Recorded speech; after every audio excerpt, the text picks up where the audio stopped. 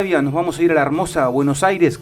Vamos a conversar con Miguel Calvete, quien es director del Instituto de Estudio de Consumo Masivo, sí, por una noticia que conocíamos en el transcurso de los últimos días, que fue el aumento de la canasta básica. Una noticia que tenemos que repasar todos los meses, lamentablemente, porque todos los meses la canasta básica alimentaria y la canasta básica total sufre incrementos. Queríamos conversar con Miguel para tener mayores datos sobre este tema. Lo vamos a saludar. Miguel, buenos días, ¿cómo estás? Santiago Altuna de este lado y Adrián Rúa. ¿Qué tal, Santiago, Adrián? ¿Cómo están? Buenos días. Bien, muy bien. Un gusto sumarte a la mesa de antes que sea tarde. Dije bien, ¿no? Buenos Aires, Miguel, ¿no? Exactamente, sí. Capital Federal. Buenos Aires. Bien. Sí, Miguel, bueno, queríamos tener algunos datos sobre esta noticia que conocíamos, ¿no? Hace unos días. Una familia tipo, entiendo, de 4 integrantes, necesitó 163.539 pesos en enero para no ser pobre. Además, las canastas de pobreza y de indigencia subieron un 7,2%. Y para no caer en la línea de la indigencia hicieron falta 72.043 pesos, estos datos que corresponden a mediciones del INDEC. Exactamente, efectivamente hay un incremento en lo que es canasta, que bueno, estamos en torno a un 112% en lo que es alimentos, desagregado de alimentos, y un 108% en precios generales, lo que son bienes y servicios, ¿no? Obviamente hay un 2023 bastante complejo porque tenemos una proyección inflacionaria que no va a estar por debajo del 75%. Esto lo dice el mismo presupuesto nacional, ¿no? Habla de un 60% de inflación. Ese 60% de inflación previsto por el presupuesto nunca suele cumplirse. De hecho, suele estar entre un 20 y un 25% por sobre las expectativas. Lamentablemente es algo que venimos viendo de los últimos 30 años en la Argentina. Bueno, salvo el lapso del periodo de convertibilidad, tenemos una inflación sostenida promedio de más de un 30% anualizada. Nada más que en este último año tuvimos una estabilización que, bueno, está en torno a más del 100%, ¿no? Ya supera los 3 dígitos. Miguel, bueno, vos recién hablabas de que el presupuesto 2023 plantea un escenario de una inflación de un 60%, tal vez pueda ser un poco más. Ahora bien, el año pasado, si mal no recuerdo, el gobierno tuvo la misma proyección y sin embargo terminamos teniendo cerca de un 100% de inflación. ¿Vos pensás que es posible alcanzar esta meta de un 60% en el 2023? Bueno, es la aspiracional del gobierno y del ministro de Economía, ¿no? Obviamente un 60% estamos hablando de un 4,6 acumulativo. Ya con lo que llevamos de inflación en este primer bimestre del año, ya para poder cumplir esa meta tenemos que estar en torno al 4%. No, en función de la devaluación de la moneda, también, es decir, el dólar oficial, la medida que está acelerando esa devaluación, sin lugar a dudas que estamos teniendo una situación muy, muy compleja, ¿no? Va a ser muy complejo poder hacerlo, sumado a que no hay producción de bienes, hay una capacidad ociosa de casi un 30% en lo que es la fabricación de productos, desde la canasta alimentaria hasta productos como automóviles, ¿no? Industria automotriz, es decir, hay falta de insumos, hay una distorsión muy fuerte de los precios, de los valores, y eso lamentablemente afecta a todos, ¿no? Y afecta a la producción de bienes y a la producción de oferta. Hay un año electoral, una expansión de la base monetaria, va a haber más circulante, va a haber incentivos para el consumo, pero igual cantidad de bienes y mayor demanda, la gente quiere refugiarse en bienes durables. Esos bienes durables, lógicamente, están limitados, y eso genera inflación también, ¿no? Es una de las multicausales de la inflación. Miguel, uno de los datos que tal vez es alarmante respecto de esta noticia que conocíamos en los últimos días sobre la canasta básica, es que las dos canastas subieron un 7,2%, por encima del 6% de inflación que arrojó el mes de enero. ¿Es un dato preocupante, alarmante este? Sí, es un dato complejo, porque realmente nos está dando la pauta de lo que van a hacer de esta inercia inflacionaria, de que va a ser la inflación de febrero, lo que va a ser la inflación de marzo, sumado que tenemos un season no menor, una temporada no menor, que es el inicio de las clases, ¿no? El inicio de las clases ha generado muchísimas expectativas en el sentido de los aumentos de precios, ¿no? Sin duda. Estamos en torno a un 130, entre un 130 y un 140% interanual en lo que son útiles escolares, indumentaria, guardapolvos, y todo lo referente al inicio de clases. Y eso obviamente impacta con lleno en todos los sectores, ¿no? Sectores medios aspiracionales, medios y sectores más acomodados.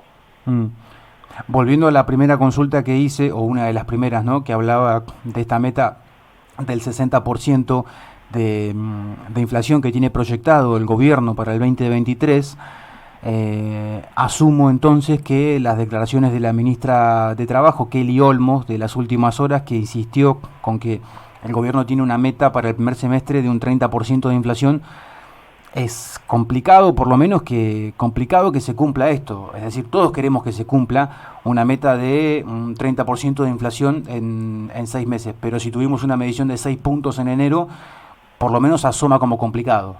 Vi también declaraciones del viceministro de Economía, que dijo que recién se va a poder apuntalar la inflación a un 3% sobre el fin de año. Bueno, eso nos da un poco también la pauta de la previsibilidad, ¿no? Si el propio viceministro habla que vamos a ver reflejado lo que se esperaba en el segundo trimestre del año, recién en el cuarto trimestre, evidentemente esa inercia inflacionaria es complicado pararla, por más que haya acuerdos de precios cuidados, de precios justos, o políticas de control de precios, que evidentemente son caminos que ya se han tomado y nunca nos han conducido a buen puerto, ¿no? Bueno, respecto a lo que es la canasta básica, Miguel, entonces la previsión es que lamentablemente siga aumentando en lo que resta del año. Sí, vamos a tener una proyección. Nosotros, desde el Instituto de Estudio de Consumo Masivo, el INDECOM, junto con las universidades nacionales y algunas consultoras, estamos con proyecciones que van entre un 74 y un 78% para este año. Y en este sentido, teniendo en cuenta siempre que estamos en un año electoral y el gobierno va a tratar de pisar, como se podemos decir en la economía, todos los precios, ¿no? Precios y tarifas.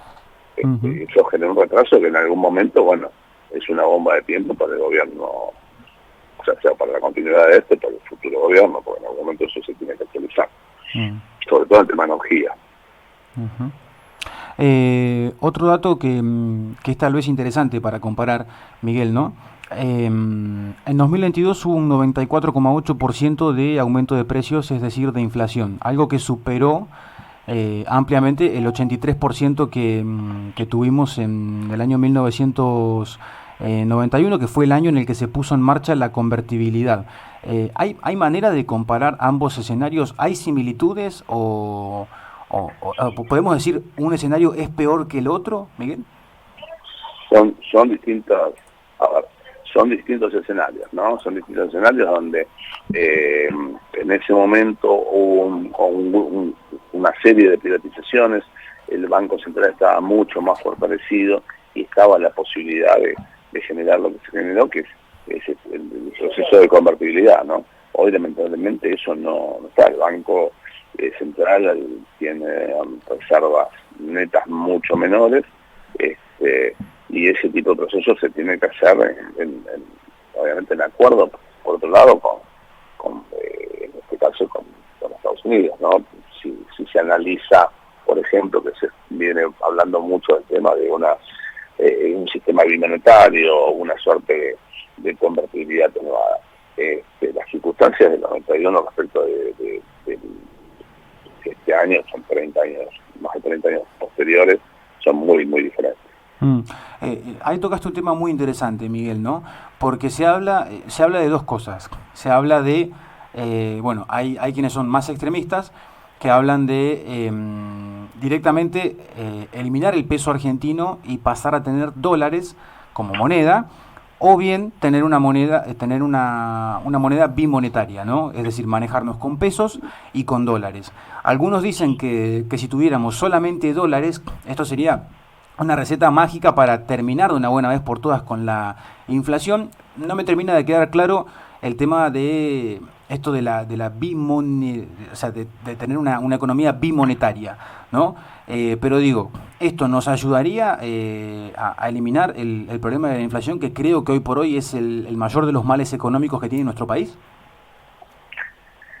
Sí, pero eso tiene un costo social muy alto, porque obviamente saldría del sistema mucha gente, es decir, mucha gente que con lo que cobra hoy, muchos del nivel de desocupación y subocupación son muy altos, hay un 50% de la economía informal, tenemos prácticamente 11 millones de personas que están hoy recibiendo algún tipo de beneficio del Estado, más todos los jubilados, es decir, dolarizar una jubilación de 50.000 pesos implica $120. Entonces, realmente serían las jubilaciones, diría que estarían entre las 10 más bajas a nivel mundial, ¿no?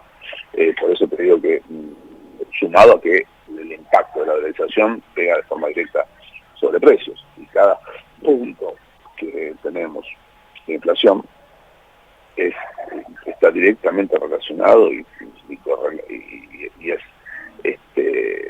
impacta sobre, obviamente, la cantidad de gente que salen del sistema, o la cantidad de pobres que aumentan, ¿no? La cantidad de gente desocupada y carenciada y que caen bajo el nivel de pobreza, ¿no? Bajo la línea de pobreza.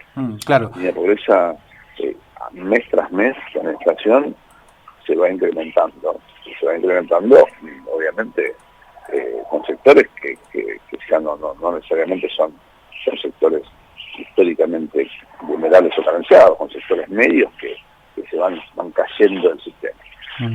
Claro, sería un escenario bueno o ideal en el debido caso de que todos pudiéramos percibir un salario en dólares, y que ese salario pudiera costear todas nuestras necesidades básicas y no básicas en el transcurso de 30 días. Pero bueno, por lo que estás diciendo, sería por lo menos un escenario complicado o difícil de realizar este.